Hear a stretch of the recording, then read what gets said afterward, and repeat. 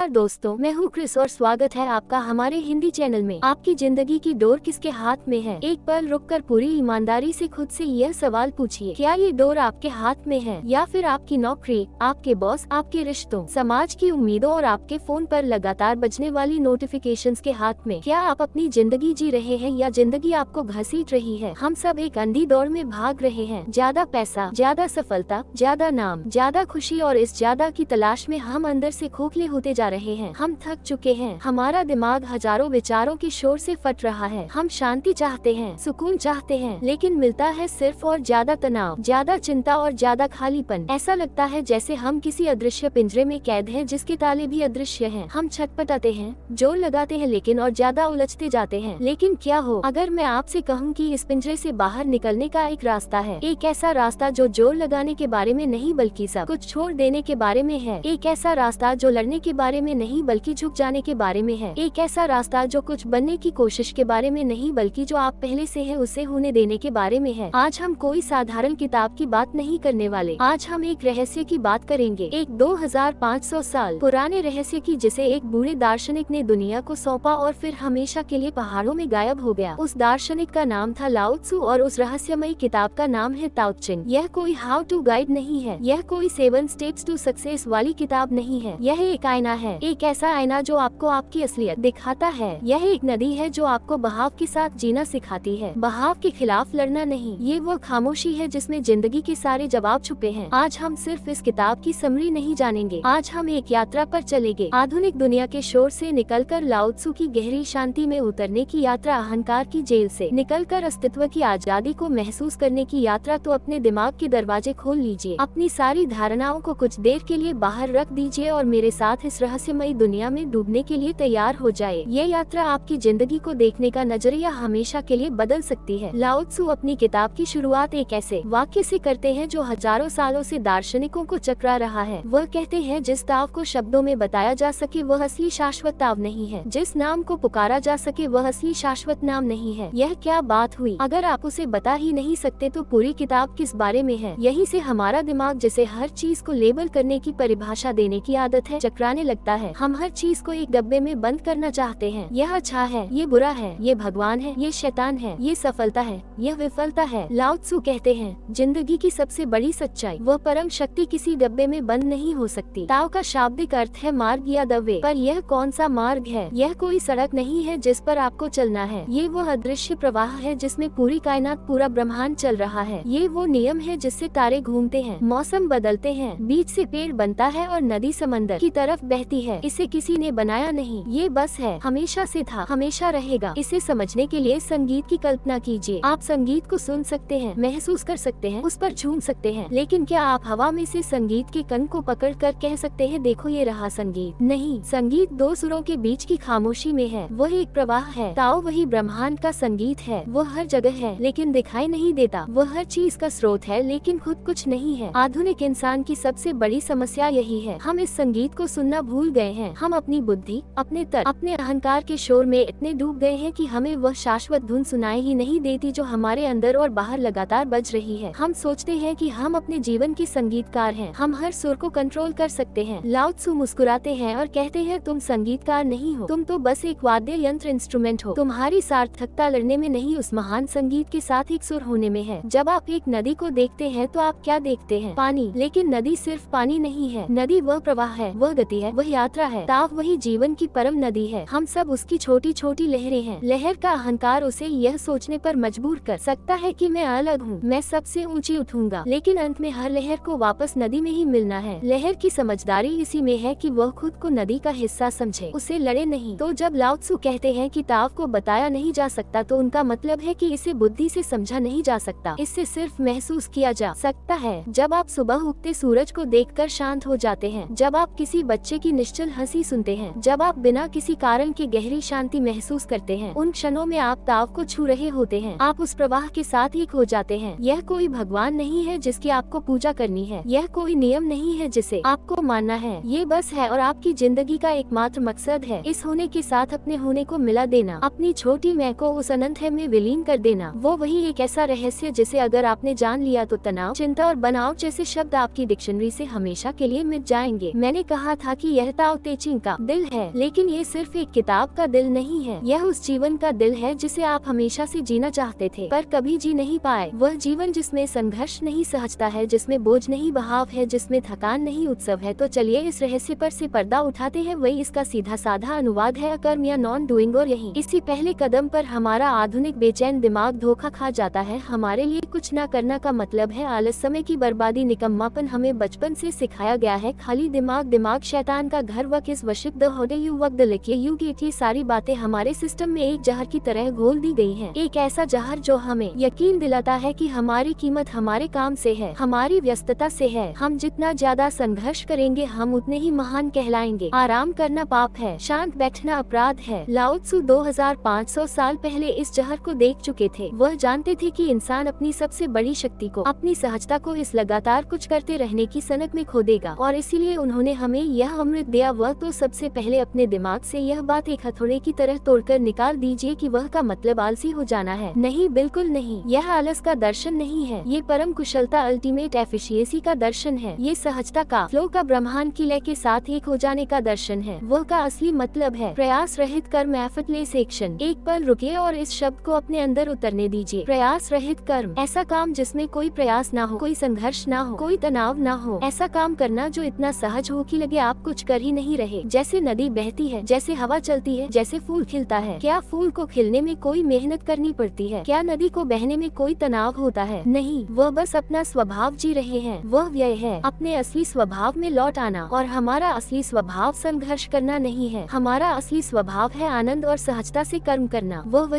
अवस्था है जिसमें काम तो होता है, बड़े से बड़ा काम होता है, लेकिन उस काम को करने वाला मैं मौजूद नहीं होता। कर्ता भाव का विसर्जन, जब मैं कर रहा हूँ ये भाव मिट जाता है और सिर्फ कर्म हो रहा है, ये बोध बचता है। वही वह है। अब अपनी और अपने आसपास के लोगों की जिंदगी को देखिए। क्या हम सब उस चक्की में पिसने वाले बैल नहीं बन गए हैं जिसकी आंखों पर पट्टी बंधी है और वह बस गोल गोल घूम रहा है, ये सोचकर कि वह कोई मंजिल तय कर रहा है। हम हर काम जोर लगाकर करते हैं, जबरदस्ती करते हैं। हम सुबह अलार्म की चीख से उठते हैं, शरीर कहता है आराम करो, हम कहते हैं नहीं भागना है। हम सफलता के पीछे ऐसे भागते हैं जैसे वह कोई शिकार हो और हम शिकारी। हम रिश्तों को बनाने और संभालने की ऐसी कोशिश करते हैं जैसे वह कोई नाजुक कांच का सामान हो जिसे हम अपनी पकड़ में रखना चाहते हैं। हम खुशी को पकड़ने की ऐसी जिद भरी जद्दोजहद करते हैं कि खुशी भी हमसे डर कर भाग जाती है। सोचिए, आप एक नाव में बैठे हैं और जिंदगी एक नदी है। यह नदी शांति से अपने सागर की ओर बह रही है, लेकिन आप क्या कर रहे हैं? आप अपनी पूरी ताकत से चप्पू लेकर नदी के बहाव के उल्टी दिशा में नाव चलाने की कोशिश कर रहे हैं। आप पसीने से तरब बतर हैं, आपकी सांसें उखड़ रही हैं, आपके हाथ छिल गए हैं। आप आगे बढ़ने की बजाय पीछे जा रहे हैं या वही के वही हैं। और फिर आप आसमान की तरफ देखकर शिकायत करते हैं, हे भगवान, मेरी जिंदगी इतनी मुश्किल क्यों है? मैं इतनी मेहनत करता हूँ फिर भी कहीं नहीं पहुँचता। लाओ त्सु आपके पास आकर धीरे से आपके कंधे पर हाथ रखेंगे और कहेंगे, पागल इंसान, चप्पू चलाना बंद करो। बस इतनी सी बात, चप्पू चलाना बंद करो, नाव को बहने दो। क्या इसका मतलब है कि आप डूब जाएंगे? नहीं, इसका मतलब है कि अब आप नदी की अनंत ऊर्जा का इस्तेमाल करेंगे, अपनी सीमित ऊर्जा का नहीं। अब नदी आपको ले जाएगी, आपको बस पतवार को हल्के से पकड़ कर दिशा देनी है ताकि आप चट्टानों से न टकराएं। पहले आप लड़ रहे थे, अब आप नाच रहे हैं। पहले ये संघर्ष था, अब यह एक यात्रा है। यही वह है, जिंदगी की नदी के साथ लड़ना बंद करके उसके बहाव के साथ एक होकर बहना। क्या आपने कभी किसी महान कलाकार या एथलीट को जोन में देखा है? वह अवस्था जिसे मनोवैज्ञानिक फ्लो स्टेट कहते हैं, जब विराट कोहली एक के बाद एक चौके मार रहा होता है, जब उसका बल्ला और गेंद एक दूसरे से बात कर रहे होते हैं, तो क्या आपको लगता है कि वह दिमाग से सोच रहा है? क्या वह हिसाब लगा रहा है कि गेंद की स्पीड क्या है, एंगल क्या है, मुझे बल्ले को कितने डिग्री पर घुमाना है? होता है, जब उसका बल्ला और गेंद एक दूसरे से बात कर रहे होते हैं, तो क्या आपको लगता है कि वह दिमाग से सोच रहा है? क्या वह हिसाब लगा रहा है कि गेंद की स्पीड क्या है, एंगल क्या है, मुझे बल्ले को कितने डिग्री पर घुमाना है? नहीं, अगर वह इतना सोचेगा तो गेंद कब की स्टंप्स पर लग चुकी होगी। उस पल में विराट कोहली गायब हो जाता है, उसका दिमाग पूरी तरह से खाली और शांत हो जाता है। वह सोच नहीं रहा होता, वह बस हो रहा होता है। उसका शरीर और बल्ला सालों के अभ्यास के कारण खुद ब खुद सही शॉट खेल रहे होते हैं। वहाँ कोई डर नहीं है, कोई विश्लेषण नहीं है, कोई अहंकार नहीं है कि मुझे शतक बनाना है। वहाँ सिर्फ एक चीज है, वर्तमान क्षण के साथ उस गेंद के साथ पूरी तरह से एक हो जाना। वही वह व्यय की अवस्था है। उस अवस्था में विराट कोहली बल्ला नहीं चला रहा, ब्रह्मांड की ऊर्जा ताव उसके माध्यम से खुद को व्यक्त कर रही है। एक महान संगीतकार जब अपनी धुन में खोया होता है तो उसकी उंगलियां पियानो पर अपने आप नाच रही होती हैं। वह सोचकर नोट नहीं दबा रहा होता, संगीत उसके अंदर से बह रहा होता है। एक लेखक जब फ्लो में होता है तो शब्द उसके दिमाग से नहीं आत्मा से निकलकर पन्नों पर उतर रहे होते हैं। उसे लगता है कि यह कहानी वह लिख नहीं रहा बल्कि कोई उसे लिखवा रहा है। ये सब वह व्यय के उदाहरण हैं। ये वो पल है जब हमारा छोटा मैं, हमारा अहंकार पीछे हट जाता है और एक बड़ी असीम शक्ति हमारे माध्यम से काम करने लगती है। और इन्हीं पलों में इंसान अपनी साधारण सीमाओं को लांघकर कुछ असाधारण रच देता है। हमारी समस्या यह है कि हम इन पलों को कभी कभी अकस्मात ही अनुभव कर पाते हैं। ताव का मार्ग इन पलों को अपनी जिंदगी का स्थायी हिस्सा बनाने का विज्ञान है। ये जो वहवे का सिद्धांत है, ये सिर्फ चीन की धरती पर नहीं जन्मा। ये परम सत्य है और सत्य किसी देश या संस्कृति का मोहताज नहीं होता। उसने हर जगह अलग अलग रूपों में, अलग अलग भाषाओं में खुद को प्रकट किया है और भारत की भूमि तो इन रहस्यों की खान रही है। भगवत गीता में श्री कृष्ण जिसे निष्काम कर्म कहते हैं, वह वे का ही जुड़वा भाई है। कुरुक्षेत्र के मैदान में अर्जुन हताश है, वह कर्म करने से भाग रहा है, वह अपने भविष्य के फल से डर गया है। अगर मैंने अपनों को मारा तो मुझे पाप लगेगा, कुल का नाश होगा। उसका पूरा ध्यान कर्म पर नहीं, कर्म के फल पर है। उसका अहंकार डरा हुआ है। तब श्री कृष्ण उसे जो उपदेश देते हैं वह ताव तेची का ही सार है। वह कहते हैं, कर्मण्यवाधिकारस्ते मा फलेषु कदाचन। हे अर्जुन, तेरा अधिकार केवल कर्म करने में है, उसके फल में कभी नहीं। फल की चिंता किए बिना अहंकार से रहित होकर मैं करता हूँ, इस भाव से मुक्त होकर बस अपना कर्म सहजता से करना, यही निष्काम कर्म है। जब आप फल की चिंता से मुक्त हो जाते हैं तो आपके कर्म में एक अद्भुत एक सहजता आ जाती है। आप अपना सर्वश्रेष्ठ प्रदर्शन करते हैं क्योंकि हार का डर और जीत का लोभ आपको जकड़ नहीं रहा होता। आप कर्म के बंधन से मुक्त हो जाते हैं। यही तो वह वे है। लाओ त्सु भी यही कहते हैं, काम करो और फिर उसे भूल जाओ। अपना श्रेय मत लो क्योंकि तुम करने वाले हो ही नहीं, तुम तो बस एक माध्यम हो। भगवान बुद्ध जिसे मध्यम मार्ग मिडल पाथ कहते हैं, वह भी वह व्यय की ही एक झलक है। ज्ञान की खोज में सिद्धार्थ ने पहले रास्ता अपनाया, घोर तपस्या का, शरीर को अत्यधिक कष्ट दिया। ये था एक्सट्रीम एफर्ट, जबरदस्ती का प्रयास। उन्होंने पाया कि इससे शरीर कमजोर होता है, मन शांत नहीं। फिर उन्होंने दूसरा रास्ता देखा जो था भोग विलास का, जो वह राजकुमार के रूप में जी चुके थे। वह था पूर्णाल से कोई प्रयास नहीं। उन्होंने पाया कि इसमें भी शांति नहीं, बस क्षणिक सुख और फिर दुख है। अंत में उन्हें ज्ञान मिला मध्यम मार्ग में वीणा के तारों की तरह। अगर तार बहुत ज्यादा कसे हो, अत्यधिक प्रयास, तो वह टूट जाते हैं और संगीत पैदा नहीं होता। अगर तार बहुत ढीले हो, आलस्य, तो भी उनसे कोई सुर नहीं निकलता। संगीत तब पैदा होता है जब तार बिल्कुल सही तनाव में हो, ना बहुत ज्यादा ना बहुत कम। वह जीवन की वीणा को इसी मध्यम मार्ग पर साधना है। ना तो जीवन से लड़ना है अत्यधिक प्रयास, और ना ही जीवन के प्रति उदासीन होकर बैठ जाना है आलस्य, बल्कि जीवन के प्रवाह के साथ सहजता से एक सधे हुए संगीतकार की तरह कर्म करना है। और 20वीं सदी में ओशो ने इसी परम सत्य को एक नया शब्द दिया, लेट गो या समर्पण। ओशो ने देखा कि आधुनिक इंसान नियंत्रण, कंट्रोल का आदी हो चुका है। हम हर चीज को कंट्रोल करना चाहते हैं, अपना करियर, अपने रिश्ते, अपनी भावनाएं, यहाँ तक कि अपनी मौत को भी। और यही कंट्रोल की सनक हमारे सारे दुखों की जड़ है। लेट गो का मतलब हार मान लेना नहीं है, इसका मतलब है इस तथ्य को स्वीकार कर लेना कि जीवन की ज्यादातर चीजें आपके नियंत्रण से बाहर हैं, और जो आपके नियंत्रण में नहीं है उसके प्रति लड़ने के बजाय समर्पण कर देना ही बुद्धिमानी है। समर्पण उस नदी के आगे जो आपसे करोड़ों गुना ज्यादा शक्तिशाली है।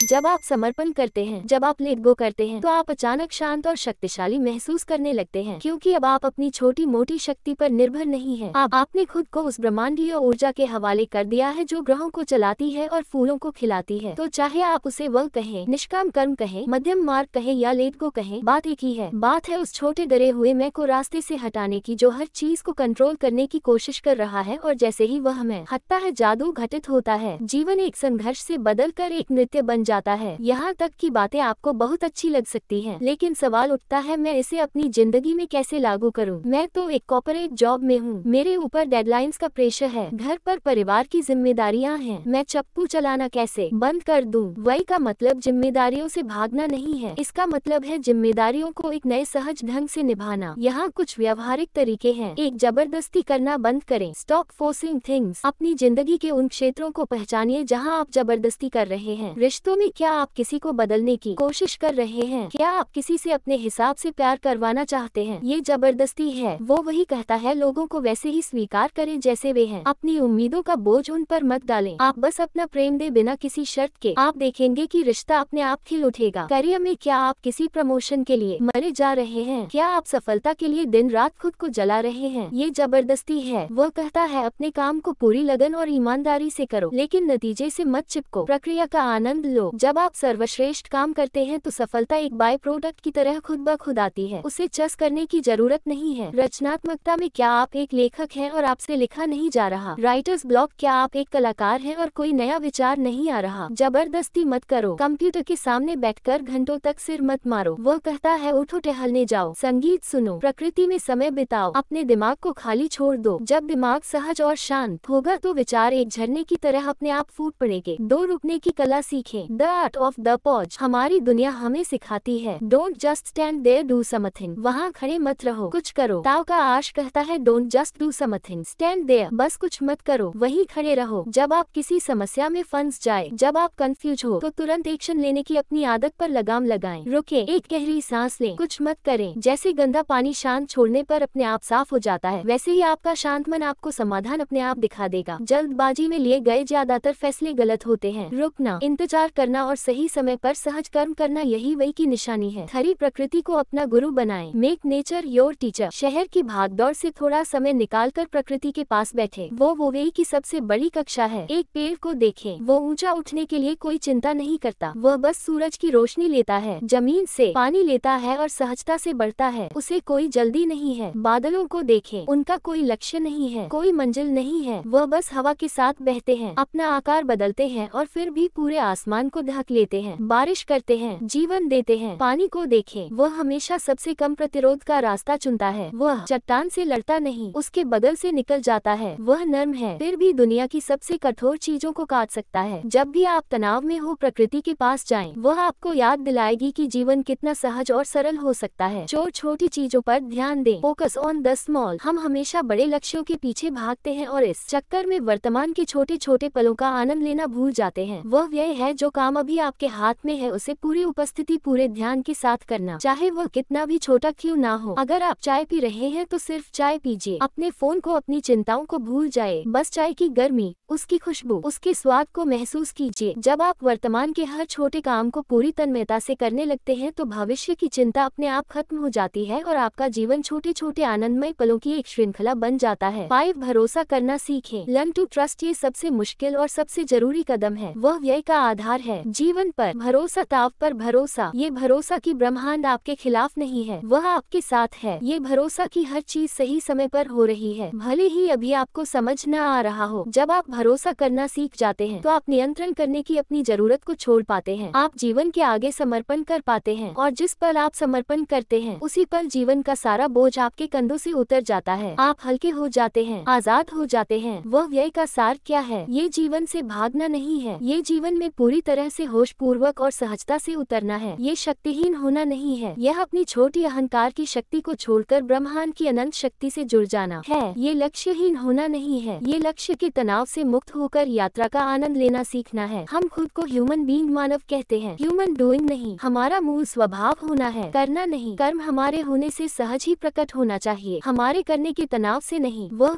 जादू है जो आपके जीवन के लोहे को सोना बना सकता है। यह उस कैदी को आजाद करने की चाबी है जिसे ये भी नहीं पता कि वह कैद में है। वो कैदी है आपका मैं, आपका अहंकार जो लगातार कुछ करने, कुछ बनने, कुछ साबित करने के लिए छटपटा रहा है। आज इस पल क्या आप एक प्रयोग कर सकते हैं? अगले कुछ घंटों के लिए कुछ भी सही करने की कोशिश छोड़ दीजिए, किसी को प्रभावित करने की कोशिश छोड़ दीजिए, अपने विचारों को कंट्रोल करने की कोशिश छोड़ दीजिए। बस होइए, जो हो रहा है उसे होने दीजिए, उसे देखिए बिना किसी जजमेंट के। आप पाएंगे कि आपके अंदर एक गहरी शांति उतर रही है, एक ऐसी शांति जिसे आप सालों से बाहर खोज रहे थे। वही शांति वह का प्रवेश द्वार है। ये रास्ता लंबा है, अभ्यास का है, लेकिन इसकी शुरुआत आज इसी पल एक छोटे से समर्पण से होती है। चप्पू चलाना बंद कीजिए, नदी पर भरोसा कीजिए, वह आपको आपके सागर तक जरूर ले जाएगी। हमारी दुनिया भरी हुई चीजों को महत्व देती है, भरा हुआ बैंक अकाउंट, भरा हुआ रिज्यूमे, भरा हुआ घर, भरा हुआ सोशल कैलेंडर। हम खालीपन से डरते हैं। एक खाली पल मिलता है तो हम तुरंत अपना फोन उठाकर उसे भर देते हैं। एक खाली दीवार अच्छी नहीं लगती, हम उस पर पेंटिंग टांग देते हैं। लाओ त्सु इस पूरी सोच पर एक हथौड़ा मारते हैं। वह कहते हैं हम मिट्टी को गूंथकर एक प्याला बनाते हैं, लेकिन उसके अंदर का खालीपन ही उसे उपयोगी बनाता है। हम दरवाजे और खिड़कियां काटकर एक कमरा बनाते हैं, लेकिन उसके अंदर का खाली स्थान ही उसे रहने योग्य बनाता है। 30 तीलियां एक धुरी पर मिलती हैं, लेकिन पहिए के बीच का खालीपन ही गाड़ी को चलाता है। अस्तित्व लाभ देता है, लेकिन शून्यता उसे उपयोगी बनाती है। यह एक क्रांतिकारी विचार है। हम जिसे कुछ नहीं, नथिंग समझते हैं, वही सबसे जरूरी कुछ समथिंग है। इसे अपनी जिंदगी पर लागू कर करके देखिए। आपके दिमाग में अगर आपका दिमाग पुरानी धारणाओं, विचारों, पूर्वाग्रहों और चिंताओं से 24 घंटे भरा रहेगा तो उसमें कोई नया विचार, कोई नई रचनात्मकता कैसे आएगी। ज्ञान किताबों को भरने से नहीं, दिमाग को खाली करने से आता है। जब आप अपने भरे हुए दिमाग को शांत करते हैं, ध्यान करते हैं या बस चुपचाप बैठते हैं तो आप उस शून्य को जगह देते हैं जहाँ से असली बुद्धिमत्ता का जन्म होता है। आइंस्टीन लेकर स्टीव जॉब्स तक दुनिया के सबसे बड़े विचारक ने हमेशा दिमाग को खाली करने के महत्व पर जोर दिया है। आपके जीवन में क्या आपकी जिंदगी चीजों और गतिविधियों से इतनी भर गई है कि सांस लेने की भी जगह नहीं है? वह व्यय कि खालीपन का मतलब आलस नहीं है, इसका मतलब है गैर जरूरी चीजों को हटाना ताकि जरूरी चीजों के लिए जगह बन सके। इसे आज की भाषा में मिनिमलिज्म कहते हैं। कम कपड़े, कम सामान, कम व्यस्तता ताकि आपके पास ज्यादा शांति, ज्यादा आजादी और ज्यादा ऊर्जा हो। एक भरा हुआ गोदाम किसी काम का नहीं होता। उपयोगी वही है जिसमें सामान रखने की जगह हो। आपके रिश्तों में क्या आप हमेशा बोलने की कोशिश करते हैं, अपनी बात साबित करने की कोशिश करते हैं? लाओ त्सु कहते हैं, सुनने की शक्ति को समझो। जब आप चुप होकर पूरे ध्यान से किसी को सुनते हैं तो आप एक खाली जगह बनाते हैं जिसमें दूसरा व्यक्ति खुद को व्यक्त कर सकता है। यही खालीपन रिश्ते को गहरा बनाता है। दो लोगों के बीच का प्यार शब्दों में नहीं, उस आरामदायक खामोशी में होता है जो वे एक दूसरे के साथ साझा करते हैं। संगीत में संगीत सुरों से उतना नहीं बनता जितना दो सुरों के बीच की खामोशी पौध से बनता है। वह खामोशी ही संगीत को लय और अर्थ देती है। बिना खामोशी के संगीत सिर्फ शोर है। हम खालीपन से इसलिए डरते हैं क्योंकि वह हमें हमारी असलियत का सामना कराता है। जब कोई शोर नहीं होता, कोई डिस्ट्रैक्शन नहीं होता तो हमें अपने अंदर के डर, अपनी असुरक्षाएं दिखाई देने लगती हैं और हम तुरंत उस खालीपन को भरने के लिए भागते हैं। लाओ त्सु कहते हैं, भागो मत, उस खालीपन में बैठो, उससे दोस्ती करो क्योंकि वही तुम्हारी असली शक्ति का स्रोत है। एक भरा हुआ प्याला और कुछ नहीं ले सकता। अगर आपको जिंदगी से कुछ नया चाहिए तो पहले अपने प्याले को खाली करना सीखो। अपनी मैं कुछ जानता हूँ की भावना को खाली करो तभी तुम कुछ नया सीख पाओगे। अपनी जरूरतों और इच्छाओं को खाली करो तभी तुम असली संतोष का अनुभव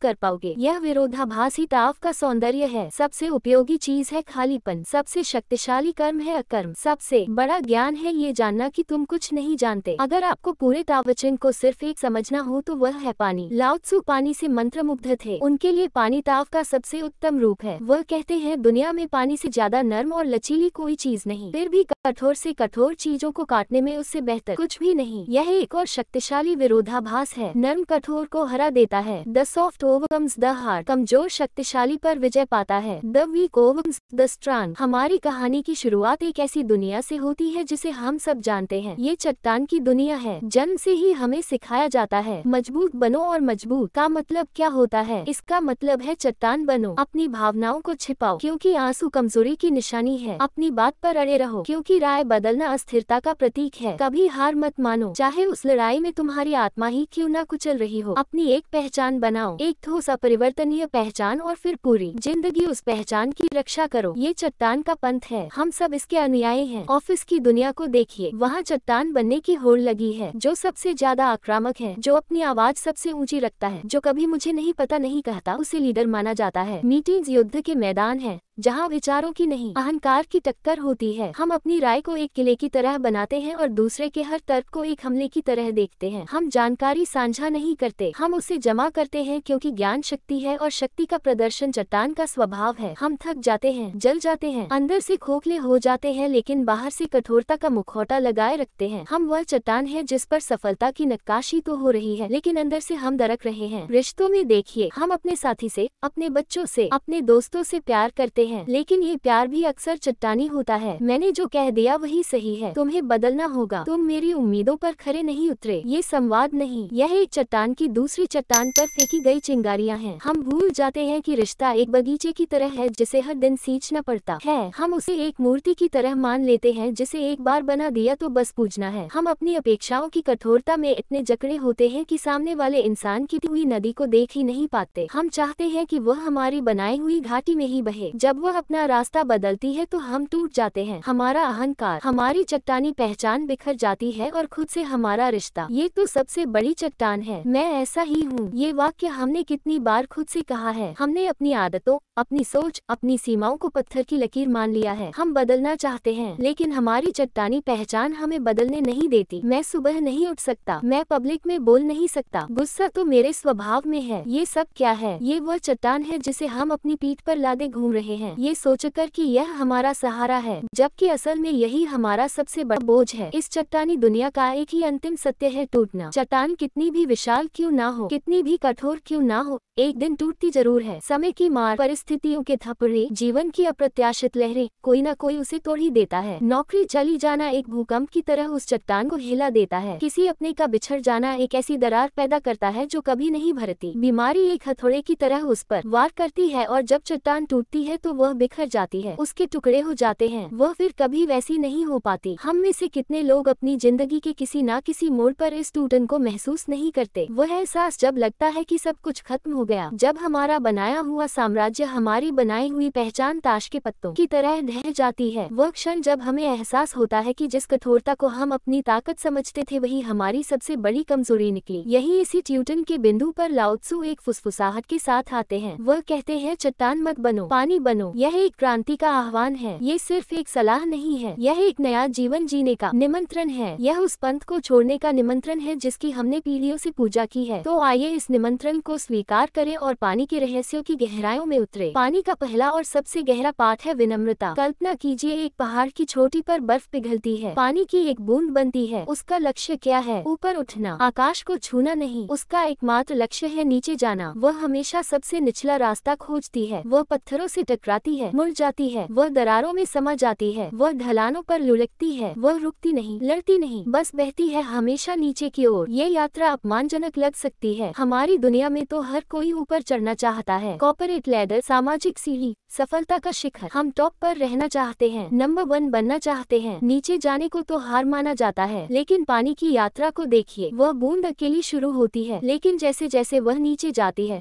दूसरी बूंदें उससे मिलती जाती हैं। वह एक पतली धारा बनती है, फिर और धाराएं आकर मिलती हैं। वह एक झरना बन जाता है, झरने नदियों में मिलते हैं और अंत में सारी नदियां कहाँ जाकर मिलती हैं? महासागर में। वह जगह जो पृथ्वी पर सबसे नीची है वही सबसे विशाल और शक्तिशाली है। महासागर ने कभी किसी नदी को मजबूर नहीं किया कि वह आकर उसमें मिले। उसने बस खुद को सबसे नीचे रखा और पूरी दुनिया का पानी स्वाभाविक रूप से उसकी ओर खींचा चला आया। ये है विनम्रता की शक्ति। इसका मतलब है अपने अहंकार को छोड़ना, यह समझना कि आप ब्रह्मांड का केंद्र नहीं है। जब आप किसी कमरे में प्रवेश करते हैं तो ये सोचने के बजाय कि सब मुझे देखें, ये सोए कि मैं किसे देख सकता हूँ, मैं किसे सुन सकता हूँ, मैं यहाँ कैसे सेवा कर सकता हूँ। एक सच्चा लीडर पानी की तरह होता है। वह अपनी टीम के लिए सबसे निचला स्थान ग्रहण करता है। वह हुक्म नहीं चलाता, वह रुकावटें हटाता है, वह श्रेय खुद नहीं लेता, वह अपनी टीम को आगे करता है। वह चिल्लाकर अपनी उपस्थिति दर्ज नहीं कराता, उसकी शांत और स्थिर उपस्थिति ही सबको पोषण देती है। लोग ऐसे लीडर का अनुसरण डर से नहीं बल्कि प्रेम और सम्मान से करते हैं। वह उस महासागर की तरह होता है जिसमें हर कोई आकर मिलना चाहता है। अपनी बातचीत में पानी बनिए। हम अक्सर अपनी बात कहने के लिए इतने उतावले होते हैं कि हम दूसरे को सुनते ही नहीं। हम जवाब देने के लिए सुनते हैं, समझने के लिए नहीं। पानी की तरह बनिए, शांत होकर दूसरे की बातों को खुद में समाने दीजिए, बिना किसी प्रतिक्रिया के, बिना किसी निर्णय के, बस सुनिए। आप पाएंगे कि जब आप बोलना बंद करते हैं और सुनना शुरू करते हैं तो रिश्ते गहरे हो जाते हैं। लोग आप पर भरोसा करने लगते हैं क्योंकि उन्हें पता है कि आपके पास उनका शोर शांत हो जाएगा। अपनी गलतियों में पानी बनिए। चट्टान अपनी गलती कभी नहीं मानती, उसके लिए सॉरी कहना टूटने के बराबर है, लेकिन पानी पानी बहता है। गलती जीवन का हिस्सा है, उसे स्वीकार कीजिए, उससे सीखिए और आगे बढ़ जाए। जो व्यक्ति विनम्रता से अपनी गलती स्वीकार कर सकता है वह टूटता नहीं बल्कि और ज्यादा समझदार और विशाल बनता है। समाज हमें सिखाता है कि विनम्रता का मतलब कमजोर होना है। लाओ त्सु कहते हैं यही सबसे बड़ी ताकत है। जब आप खुद को साबित करने की होड़ से बाहर निकल जाते हैं, जब आप प्रशंसा और आलोचना से अप्रभावित होकर बस अपना काम करते हैं, जब आप सेवा भाव से जीते हैं, तब आप अजय हो जाते हैं। आपको कोई हरा नहीं सकता क्योंकि आप जीतने की दौड़ में है ही नहीं। आप तो बस बह रहे हैं और बहते बहते एक दिन महासागर बन जाते हैं। पानी का दूसरा पाठ है अनुकूलनशीलता। पानी का अपना कोई आकार नहीं है, यह उसकी सबसे बड़ी शक्ति है। आप उसे एक संकरे बांस में डालें, वह लंबा और पतला हो जाता है। आप उसे एक चौड़े कटोरे में रखें, वह फैलकर गोलाकार हो जाता है। आप उसे एक दरार में डालें, वह उस दरार का आकार ले लेता है। वह कभी शिकायत नहीं करता, वह ये नहीं कहता नहीं मैं तो गोल ही रहूंगा, वह विरोध नहीं करता, वह बस ढल जाता है। आप चट्टान की कल्पना कीजिए। चट्टान का एक निश्चित आकार है, एक निश्चित संरचना है। अगर आप उसे एक गोल छेद में डालने की कोशिश करेंगे जो जो चौकोर है तो क्या होगा, वह या तो फिट नहीं होगी या फिर आपको उसे तोड़ने के लिए जबरदस्ती करनी पड़ेगी। हम अपनी जिंदगी में अक्सर चट्टान की तरह व्यवहार करते हैं। हमने अपने जीवन के लिए एक नक्शा बनाया होता है। इस उम्र में पढ़ाई, फिर यह नौकरी, फिर शादी, फिर बच्चे, फिर रिटायरमेंट। हमने अपनी पहचान का एक चौकोर बक्सा बनाया होता है। मैं एक इंजीनियर हूँ, मैं एक माँ हूँ, मैं एक कलाकार हूँ। हम इस नक्शे और इस बक्से से इतनी बुरी तरह चिपक जाते हैं कि जब जिंदगी कोई अप्रत्याशित मोड़ लेती है तो हम टूट जाते हैं। जिंदगी पानी की तरह है, वह लगातार बदलती रहती है। वह कभी हमारे बनाए हुए नक्शों के हिसाब से नहीं चलती। मान लीजिए आपने सालों तक एक कंपनी में मेहनत की, ये सोचकर कि आप वहीं से रिटायर होंगे। एक दिन आपको एक ईमेल आता है, आपकी सेवाओं की अब आवश्यकता नहीं है। चट्टान क्या करेगी? वो क्रोधित होगी, लड़ेगी, शिकायत करेगी। मेरे साथ ऐसा कैसे हो सकता है? यह अन्याय है। वह अपनी पुरानी पहचान से चिपकी रहेगी और महीनों शायद सालों तक उसी सदमे में जिएगी। पानी क्या करेगा? पानी उस पल के दुख और झटके को महसूस करेगा, लेकिन फिर वह बहना शुरू कर देगा। वह उस बंद दरवाजे को धक्का नहीं देगा, वह नई खुली खिड़कियों की तलाश करेगा। शायद यह एक मौका है अपना खुद का कुछ शुरू करने का। शायद यह एक मौका है उस शौक को पूरा करने का जिसके लिए कभी समय नहीं मिला। शायद यह एक मौका है एक नए शहर में नई जिंदगी शुरू करने का। पानी विरोध नहीं करता, वह रास्ता खोजता है। वह हर नई परिस्थिति के अनुसार खुद को ढाल लेता है। ये पाठ रिश्तों में और भी गहरा हो जाता है। लोग बदलते हैं। वह इंसान जिससे आपने 20 साल की उम्र में प्यार किया था, वह 40 की उम्र में वही नहीं रहेगा और आप भी नहीं रहेंगे। चट्टानी प्यार यह मान करता है कि तुम वैसे ही रहो जैसे पहले थे। ये बदलाव से डरता है और जब बदलाव आता है तो ये रिश्ता टूट जाता है। पानी वाला प्यार बहता है, ये समझता है कि लोग विकसित होते हैं। ये हर दिन अपने साथी को एक नए इंसान के रूप में जानने की कोशिश करता है। यह एक दूसरे को बदलने की कोशिश नहीं करता बल्कि एक दूसरे के विकास के लिए जगह बनाता है। ये जानता है कि प्यार एक स्थिर वस्तु नहीं बल्कि एक गतिशील नृत्य है। अनुकूलनशीलता का मतलब सिद्धांतों को छोड़ देना नहीं है। नदी की दिशा हमेशा ढलान की ओर होती है, यह उसका सिद्धांत है, लेकिन वह अपने लक्ष्य तक पहुंचने के लिए किसी भी बाधा के चारों ओर से घूम सकती है। यह उसकी अनुकूलनशीलता है। आपके जीवन के भी कुछ मूल सिद्धांत हो सकते हैं, जैसे करुणा, ईमानदारी, विकास। इन सिद्धांतों पर टिके रहिए, लेकिन उन तक पहुंचने के को में लचीले बनिए। तूफान में सबसे विशाल, सबसे कठोर पेड़ टूट जाते हैं क्योंकि वह हवा के खिलाफ खड़े होने की कोशिश करते हैं, लेकिन नर्म पतली घास और बांस झुक जाते हैं और तूफान गुजर जाने के बाद फिर से सीधे खड़े हो जाते हैं। क्या आप जिंदगी के तूफानों में एक अकड़ा हुआ पेड़ बनना चाहते हैं या एक लचीला बांस जो झुकना जानता है? उसे दुनिया की कोई ताकत तोड़ नहीं सकती। पानी का तीसरा पाठ है दृढ़ता। ये सबसे विरोधाभासी और सबसे शक्तिशाली पाठ है। पहली नजर में पानी कमजोर लगता है, आप उसमें हाथ डाल सकते हैं, उसे आर पार देख सकते हैं, वह कोई प्रतिरोध नहीं करता। चट्टान कठोर और शक्तिशाली लगती है, आप उस पर मुक्का मारे तो आपका हाथ टूट जाएगा। हमारी दुनिया कठोर शक्ति की पूजा करती है। तेज हमला, आक्रामक रणनीति, अभी करो तुरंत करो वाली संस्कृति। हम सोचते हैं कि बड़े लक्ष्यों को हासिल करने के लिए बहुत ज्यादा बल और आक्रामकता की जरूरत होती है। लाओ त्सु मुस्कुराते हैं और हमें एक चट्टान की ओर इशारा करते हैं जिस पर सदियों से पानी की एक एक बूंद टपक रही है। उस चट्टान में एक छेद हो गया है। ये कैसे हुआ? उस एक बूंद में तो कोई ताकत नहीं थी। उसने चट्टान पर कोई जोरदार हमला नहीं किया। उसका रहस्य उसकी ताकत में नहीं, उसकी निरंतरता में था। बूंद बूंद पल पल बिना रुके, बिना थके वह बस अपना काम करती रही और अंत में दुनिया की सबसे नर्म चीज ने दुनिया की सबसे कठोर चीज को काट दिया। ये हसल कल्चर का ताववादी जवाब है। सफलता 18 घंटे काम करने, नींद त्यागने और खुद को जला देने से नहीं मिलती। ये चट्टान तोड़ने का तरीका है। आप एक बड़ा हथौड़ा लेते हैं और पूरी ताकत से वार करते हैं। हो सकता है चट्टान टूट जाए, लेकिन इस प्रक्रिया में आप खुद भी टूट जाते हैं। पानी का तरीका अलग है, वह निरंतरता का तरीका है। अगर आप एक महान लेखक बनना चाहते हैं तो एक दिन में 100 पेज लिखने की कोशिश मत कीजिए, आप दूसरे दिन ही थक जाएंगे। पानी बनिए, हर दिन बस एक पेज लिखिए, बस एक, लेकिन हर दिन लिखिए बिना किसी छुट्टी के। एक साल में आपके पास 365 पेज की किताब होगी। अगर आप स्वस्थ होना चाहते हैं तो पहले ही दिन जिम में 3 घंटे बिताकर खुद को घायल मत कीजिए। पानी बनिए, हर दिन बस 15 मिनट चलिए, लेकिन हर दिन चलिए। धीरे धीरे आपकी क्षमता बढ़ेगी। आपकी छोटी छोटी निरंतर कोशिशें एक दिन स्वास्थ्य की विशाल चट्टान को तराश देंगी। ये प्रक्रिया आकर्षक नहीं लगती, इसमें कोई ड्रामा नहीं है, कोई सोशल मीडिया पर पोस्ट करने लायक कहानी नहीं है कि देखो मैंने आज कितनी मेहनत की। यह एक शांत,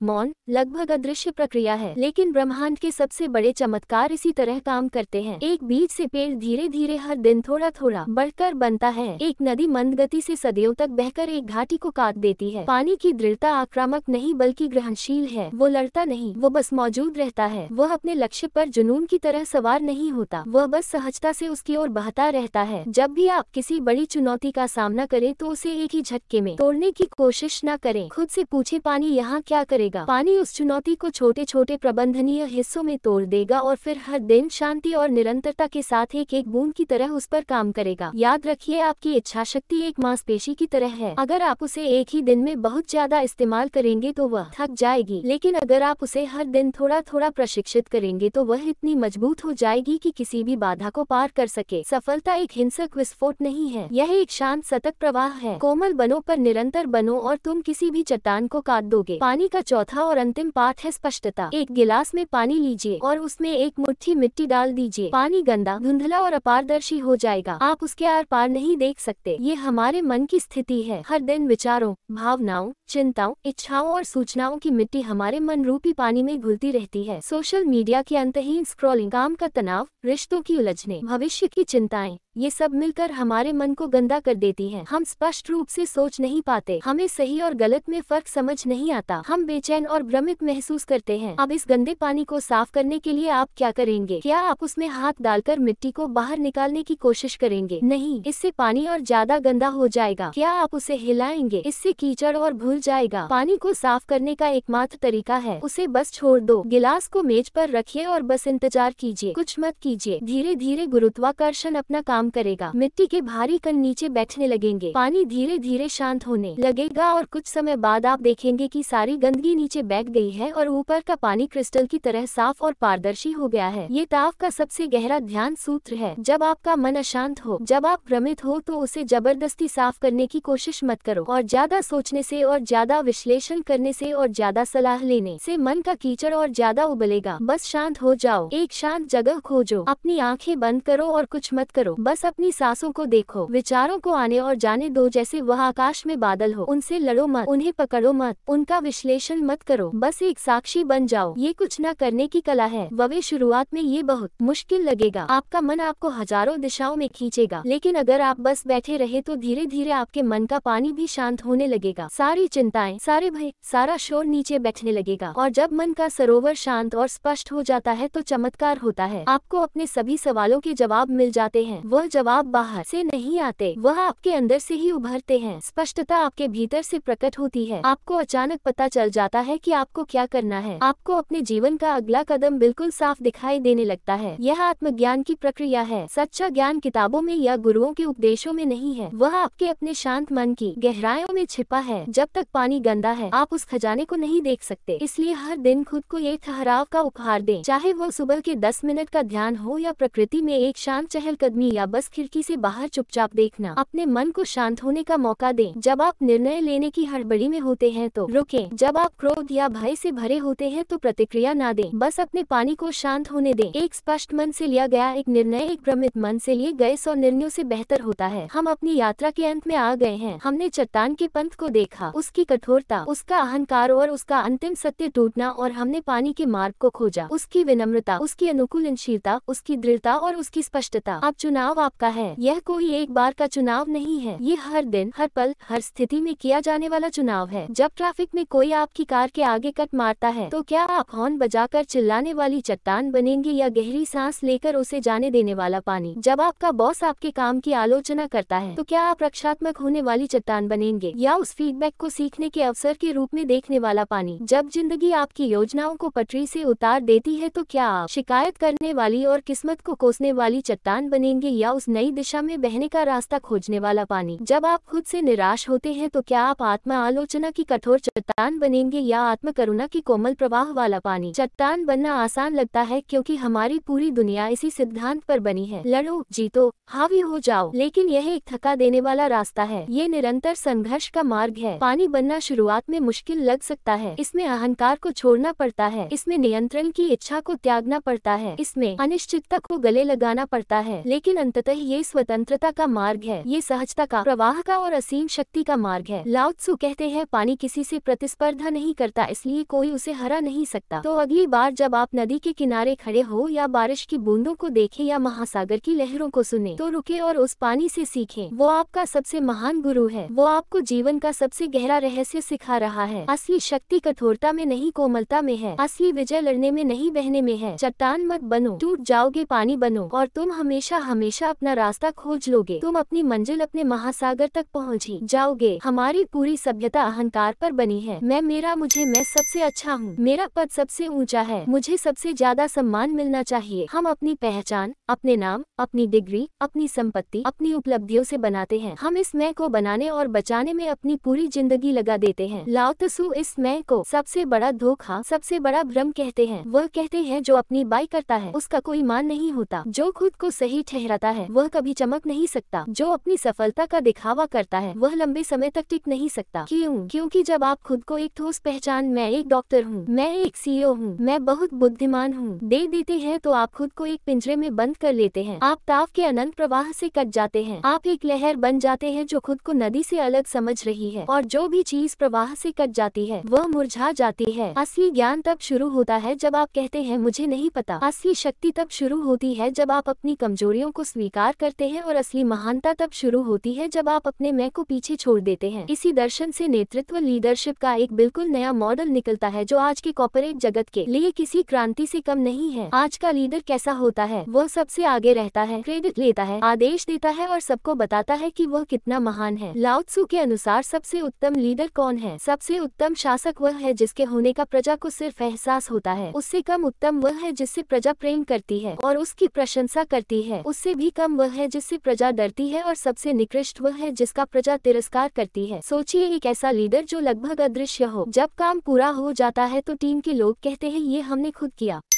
यही ताओदी लीडर की निशानी है। वह एक बॉस की तरह नहीं, एक माली की तरह होता है। माली हर पौधे को बताता नहीं है कि तुम्हें कैसे उगना है, वह बस सही माहौल बनाता है, अच्छी मिट्टी, सही मात्रा में पानी और जरूरत के हिसाब से धूप। फिर वह पीछे हट जाता है और पौधों को अपने आप अपनी पूरी क्षमता तक पहुँचने देता है। वह श्रेय नहीं लेता, वह जानता है कि उगने की शक्ति पौधे के अंदर ही है, वह तो बस एक सहायक है। क्या आप अपनी टीम में, अपने परिवार में, अपने दोस्तों के बीच ऐसे लीडर बन सकते हैं? नियंत्रण छोड़ें, लेट गो ऑफ कंट्रोल। अपनी टीम को माइक्रो मैनेज करना बंद करें, उन्हें काम करने की आजादी दें, गलतियां करने की आजादी दें। जब आप लोगों पर भरोसा करते हैं तो वे उस भरोसे को निभाने के लिए अपनी सर्वश्रेष्ठ क्षमता का प्रदर्शन करते हैं। श्रेय बांटें, शेयर द क्रेडिट। जब सफलता मिले तो स्पॉटलाइट खुद पर लेने की बजाय अपनी टीम पर डालें। जब आप दूसरों को चमकाते हैं तो आपकी चमक अपने आप बढ़ जाती है। चुपचाप सेवा करें, सर्व साइलेंटली। एक महान लीडर का काम आदेश देना नहीं बल्कि अपनी टीम के रास्ते में आने वाली बाधाओं को हटाना है। वह पूछता है, मैं तुम्हारी मदद कैसे कर सकता हूँ, ना कि तुमने मेरा काम क्यों नहीं किया। यह विरोधाभास है। जब आप नेतृत्व करने की कोशिश छोड़ देते हैं तभी आप एक महान नेता बनते हैं। जब आप सबसे पीछे खड़े होते हैं तभी लोग आपका अनुसरण करना चाहते हैं। जब आप अपनी शक्ति का प्रदर्शन नहीं करते तभी आपकी असली शक्ति प्रकट होती है। यह अहंकार को मिटाने का मार्ग है, और जैसे ही अहंकार का पर्दा हटता है आपको वह ताव दिखाई देने लगता है जो हमेशा से आपके अंदर और बाहर मौजूद था। आप एक व्यक्ति नहीं रहते, आप एक प्रवाह बन जाते हैं, और जो प्रवाह का हिस्सा है उसे कोई नहीं रोक सकता, कोई नहीं हरा सकता। जीवन का अजय कवच, लाओ त्सु के 3 अनमोल खजाने। कल्पना कीजिए कि आप एक तूफानी समुद्र में एक छोटी सी नाव पर हैं। लहरें आसमान छू रही हैं, हवाएं चीख रही हैं, हर पल लगता है कि नाव पलट जाएगी, कि आप इस विशाल अनियंत्रित शक्ति के सामने टूटकर बिखर जाएंगे। ये तूफान आपकी जिंदगी है, इसकी अनिश्चितताएं, इसकी चुनौतियां, इसके डर, इसकी पीड़ाएं, और हम सब अपनी अपनी छोटी नावों में हैं। लगातार चप्पू चला रहे हैं, बचने की कोशिश कर रहे हैं, थक रहे हैं और डर रहे हैं। हम क्या करते हैं? हम अपनी नाव को बड़ा बनाने की कोशिश करते हैं, और पैसा और पद और ताकत। हम सोचते हैं कि एक बड़ी, हम मौसम को नियंत्रित करने की कोशिश करते हैं, लोगों को, परिस्थितियों को अपने हिसाब से मोड़ने की कोशिश करते हैं, लेकिन तूफान हमारी योजनाओं की परवाह नहीं करता। लहरें हमारे अहंकार की परवाह नहीं करती, और हम पाते हैं कि हमारी सारी कोशिशों के बावजूद डर जस का तस है, भीतर की कंपी खत्म नहीं होती। अब कल्पना कीजिए कि कोई आपके पास आता है, कोई बूढ़ा बुद्धिमान मल्लाह जिसकी आंखों में समुद्र की गहराई सफाई है और चेहरे पर एक शांत मुस्कान। वो आपको एक बड़ा जहाज या मौसम को नियंत्रित करने का कोई जादुई यंत्र नहीं देता, इसके बजाय वो आपको 3 छोटी साधारण सी दिखने वाली चीजें देता है। एक छोटा सा कंपास, एक सादा सा लंगर और एक मजबूत पतवार। वो कहता है ये तुम्हारे 3 खजाने हैं, इन्हें सहेज कर रखना। आप हैरान होते हैं इन छोटी चीजों से इस भयानक तूफान का सामना कैसे होगा, लेकिन फिर वह समझाता है। वह कहता है ये सिर्फ चीन नहीं है, ये जीने का तरीका है, ये तुम्हारा आंतरिक कवच है, ये बूढ़ा मल्लाह लॉत्सु है और ये 3 खजाने उसके दर्शन का निचोड़ है जो उसने ताओ ते चींग में हमें दिए हैं। ये वह सिद्धांत है जो आपको बाहरी तूफानों के बीच भी अंदर से चट्टान की तरह स्थिर बना सकते हैं। यह कोई जादुई मंत्र नहीं है जिन्हें आपको रटना है, यह आपकी आत्मा की मांसपेशियां हैं जिन्हें आपको हर दिन हर पल अभ्यास से मजबूत बनाना है। तो आइए इन 3 खजानों को एक एक करके खोलते हैं और देखते हैं कि यह आपकी जिंदगी को कैसे हमेशा के लिए बदल सकते हैं। पहला खजाना करुणा, कंपैशन, साहस का अप्रत्याशित स्रोत। लाओत्सु कहते हैं करुणा से साहस का जन्म होता है। एक पल के लिए इस वाक्य पर रुकिए, इसे अपने अंदर उतरने दीजिए। क्या यह आपको अजीब नहीं लगता? हमारी पूरी दुनिया, हमारी सारी कहानियाँ, हमारी सारी फिल्में हमें इसके ठीक उलट सिखाती हैं। हमें सिखाया जाता है कि साहस का जन्म क्रोध से होता है, प्रतिस्पर्धा से होता है, आक्रामकता से होता है। हीरो वो है जो अपनी मुट्ठी भीता है, दुश्मन की आंखों में आंखें डालकर दहाड़ता है और लड़ने के लिए कूद पड़ता है। करुणा तो कमजोरों का गुण माना जाता है। दया, सहानुभूति, पिघल जाना, ये शब्द हमें मुलायमियत का एहसास कराते हैं, मजबूती का नहीं। हम सोचते हैं अगर मैं करुणा रखूंगा तो लोग मेरा फायदा उठाएंगे, अगर मैं नर्म पड़ गया तो दुनिया मुझे कुचलकर आगे बढ़ जाएगी। ये हमारे समय का सबसे बड़ा झूठ है, एक ऐसा भ्रम जिसने हमें डरा हुआ, अकेला और लगातार लड़ने वाला बना दिया है। लाओत्सु इस भ्रम की परतों को उखाड़ते हैं। वह कहते हैं असली साहस चीखने चिल्लाने में नहीं है, असली साहस उस शांत अधिक शक्ति में है जो तब पैदा होती है जब आपका दिल दूसरों की दर्द से जुड़ जाता है। साहस का मनोविज्ञान मैं बनाम हम। जब आप सिर्फ अपने लिए लड़ते हैं तो आप असल में किसके लिए लड़ रहे होते हैं? आप अपनी छवि के लिए लड़ रहे होते हैं, अपने अहंकार के लिए, अपनी प्रतिष्ठा के लिए, अपने बैंक बैलेंस के लिए, अपने आराम के लिए। और यह सारी चीजें नश्वर हैं, क्षणभंगुर हैं। ये रेत के महल की तरह है जिन्हें लहरों का एक झोंका बहा ले जा सकता है। इसलिए जब आप इन चीजों की रक्षा के लिए लड़ते हैं तो आपके अंदर एक गहरा डर होता है, खोने का डर। अगर मैं हार गया तो क्या होगा? लोग क्या कहेंगे? मेरी इज्जत का क्या होगा? मेरा पैसा डूब गया तो ये डर आपकी ऊर्जा को सोख लेता है, यह आपको रक्षात्मक डिफेंसिव बना देता है। इस डर से पैदा हुआ साहस बहुत उथला और अस्थायी होता है। वह गुस्से की आंख की तरह है जो एक पल में भड़कती है और दूसरे ही पल राख हो जाती है। अब करुणा की स्थिति की कल्पना कीजिए। करुणा का मतलब है दूसरे का दर्द मेरा दर्द है। यह मैं की सीमाओं को तोड़कर हम के विस्तार में प्रवेश करना है। जब एक माँ अपने बच्चे को बचाने के लिए जलते हुए घर में कूद जाती है तो क्या वह अपनी सुरक्षा के बारे में सोचती है? क्या वह सोचती है कि अगर मैं जल गई तो क्या होगा? नहीं, उस एक पल के लिए उसका मैं गायब हो जाता है। वह और उसका बच्चा एक हो जाते हैं। बच्चे की सुरक्षा ही उसकी सुरक्षा बन जाती है। उस माँ का साहस किसी ट्रेनिंग कैंप से नहीं आता, वह किसी मोटिवेशनल स्पीकर को सुनकर पैदा नहीं होता। वह साहस करुणा की असीम गहराई से फूटता है। ये वह साहस है जो डर को जानता ही नहीं, क्योंकि जिस यीशु को डर लगता था वह तो प्रेम में विलीन हो चुका है। यही लाओत्सु का रहस्य है। जब आप किसी ऐसे उद्देश्य के लिए खड़े होते हैं जो आपसे बड़ा है, चाहे वह आपके परिवार का कल्याण हो, समाज में न्याय हो, पर्यावरण की रक्षा हो या किसी एक भी व्यक्ति के जीवन में सकारात्मक बदलाव लाना हो, तो आपका व्यक्तिगत डर बौना पड़ जाता है। आप एक माध्यम बन जाते हैं, एक बड़ी शक्ति का जरिया। आपका साहस अब आपकी व्यक्तिगत संपत्ति नहीं रहता, वह एक सार्वभौमिक ऊर्जा बन जाता है। करुणा का अभ्यास ये कोई भावना नहीं, एक क्रिया है। तो हम इस क्रांतिकारी करुणा को अपने जीवन में कैसे उतारें? ये सिर्फ फेसबुक पर दुखद कहानियाँ शेयर करने या किसी गरीब को देखकर आह भरने तक सीमित नहीं है। यह एक सक्रिय रोजमर्रा का अभ्यास है। गहराई से सुनना, डीप लिसनिंग। अगली बार जब कोई आपसे बात करे तो सिर्फ जवाब देने के लिए मत सुनिए, उसे सच में सुनिए। उसके शब्दों के पीछे की भावनाओं को महसूस करने की कोशिश कीजिए। उसकी आंखों में झांकिए। अपना फोन नीचे रख दीजिए। अपने मन में चल रही बातों को शांत कीजिए। उस व्यक्ति को अपनी पूरी उपस्थिति का उपहार दीजिए। जब आप किसी को सच में सुनते हैं तो आप उसे सम्मान देते हैं। आप उसे यह एहसास कराते हैं कि वह महत्वपूर्ण है। यह करुणा का एक शक्तिशाली कार्य है। प्रतिद्वंदी में मानवता को देखना। हमारी दुनिया हम बनाम वो में बंटी हुई है। राजनीतिक विरोधी, व्यावसायिक प्रतिद्वंदी या वह पड़ोसी जिससे हमारी नहीं बनती, हम उन्हें एक लेबल दे देते हैं और उनकी पूरी इंसानियत को उस लेबल के पीछे छिपा देते हैं। करुणा का अभ्यास है इस लेबल को खुर्च कर उसके पीछे के इंसान को देखना, ये स्वीकार करना कि वह व्यक्ति भी आपकी ही तरह प्यार चाहता है, अपने बच्चों की चिंता करता है और रात में अपने डरों से लड़ता है। इसका मतलब यह नहीं है कि आप उनके गलत कामों से सहमत हो जाए, इसका मतलब है कि आप उनकी मानवता को नकारने से इनकार करते हैं। जब आप अपने दुश्मन में भी इंसान इंसान देख पाते हैं तो नफरत की जमीन पर डर का पौधा उग ही नहीं सकता। आप एक ऐसी अजय मानसिक शांति को पाते हैं जिसे कोई छू नहीं सकता। 16 सेल्फ कंपैशन, ये सबसे मुश्किल और सबसे जरूरी कदम है। हम दूसरों के लिए तो शायद फिर भी करुणा दिखा दें, लेकिन खुद के लिए सबसे कठोर जज होते हैं। अपनी गलतियों के लिए खुद को कोसते हैं, अपनी कमियों पर खुद को शर्मिंदा करते हैं। लाओ त्सु कहेंगे कि जो बर्तन अंदर से टूटा हुआ है वह दूसरों के लिए पानी कैसे भर सकता है। सोना का अर्थ है खुद को अपनी सभी खामियों और असफलताओं के साथ स्वीकार करना। इसका मतलब है खुद से उसी तरह बात करना जैसे आप अपने किसी सबसे प्यारे दोस्त से तब बात करते जब वह मुसीबत में होता। जब आप खुद को माफ करना और स्वीकार करना सीख जाते हैं तो आप बाहरी दुनिया की आलोचना और प्रशंसा से ऊपर उठ जाते हैं। आपका आत्ममूल्य अब दूसरों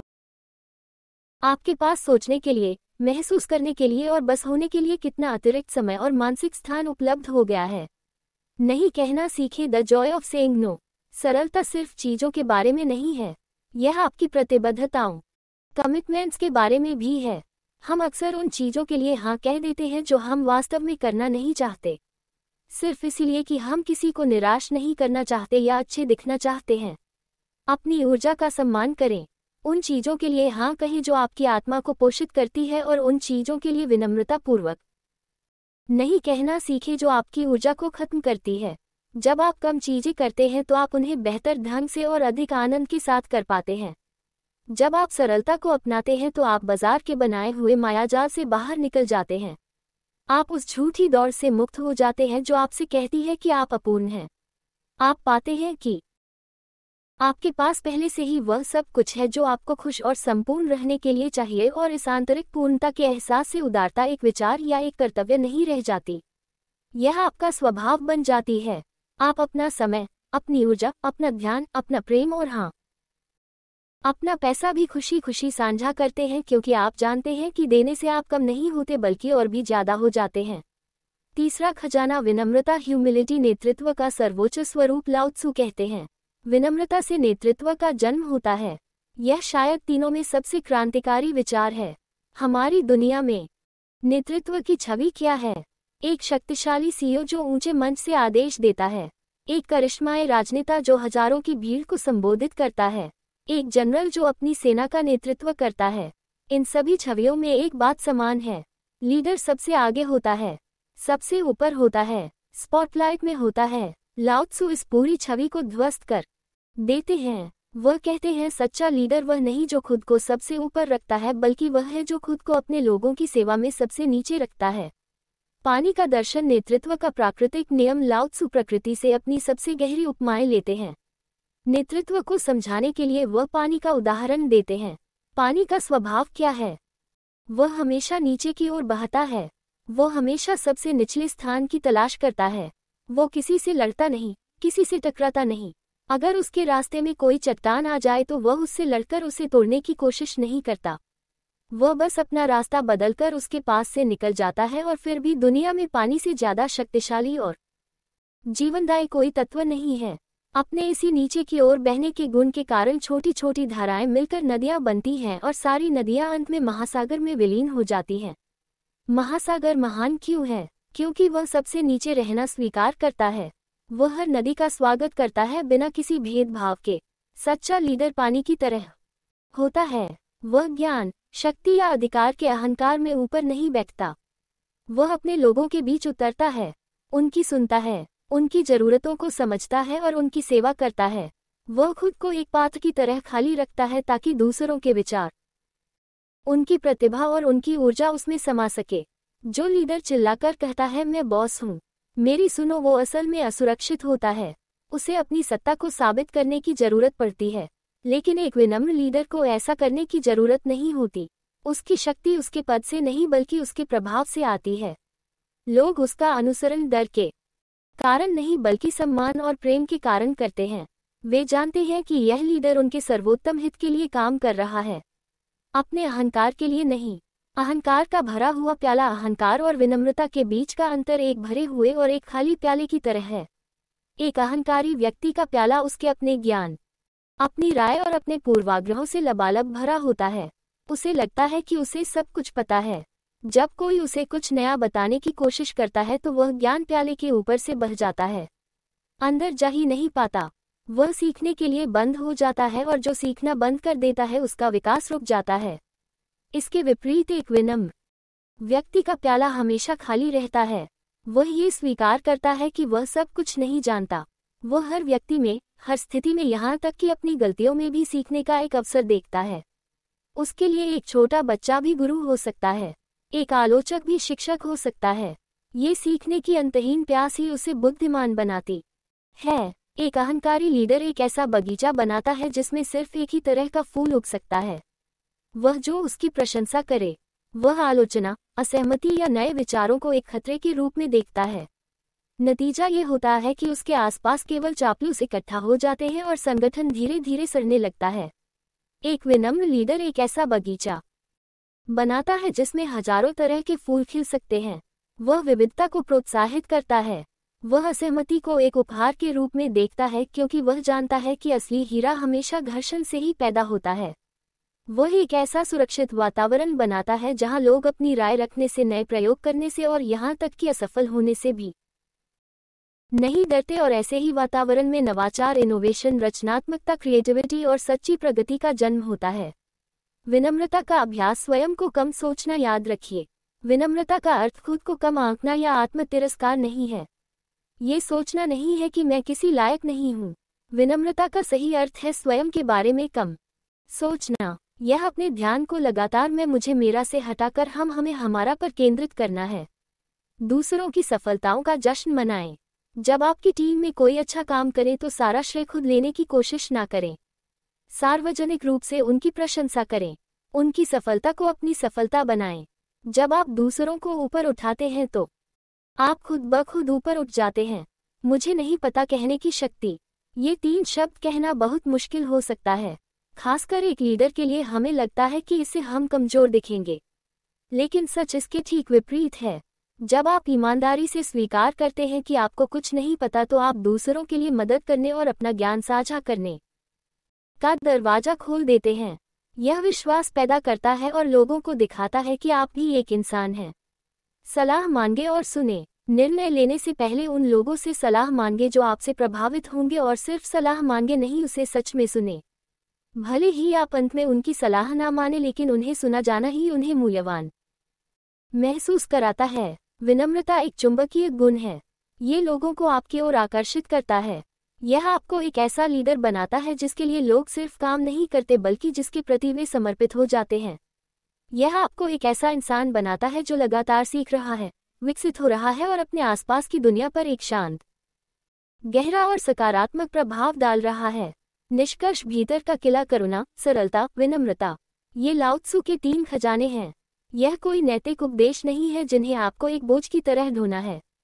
यह कोई नियम नहीं है जिनका पालन आपको स्वर्ग जाने के लिए करना है।